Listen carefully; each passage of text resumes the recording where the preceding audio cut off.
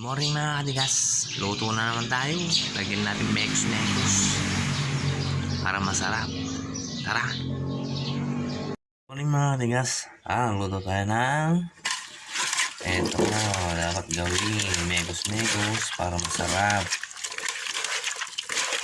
Ang pinakbit natin, durugin muna natin yung kamatis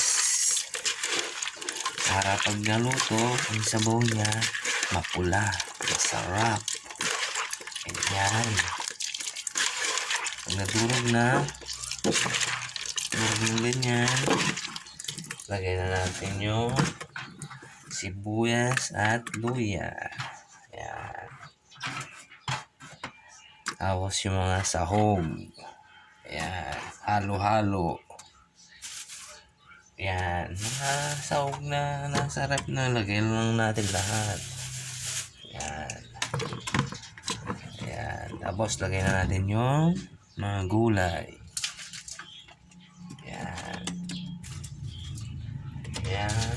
Lahat lagay na natin. Sabay-sabay na. Ayan. Tapos lagay na natin yung talong. Ayan. Tapos lagyan natin ng bagoong. Tapos sabaw konti. Lagyan natin ng sabaw. Ayan. Tsaka natin isalang. Gumugulo na. Pinakbet na Ilocano. Ikatigas. Ayan.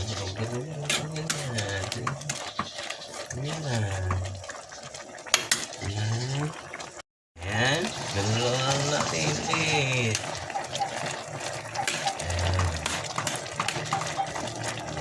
Yan, pinakbet ng Ilocano. Halo-halo na. Mas masarap kasi pag minekos-mekos yung kamatis, magpupula-pula yung sabaw. Yan, malapit na maluto. Ayan. Ganyan-ganyan lang natin habang maluto yung namin malunggay. Okay na. Yan, paluto na ang pinakbet ni Katigas.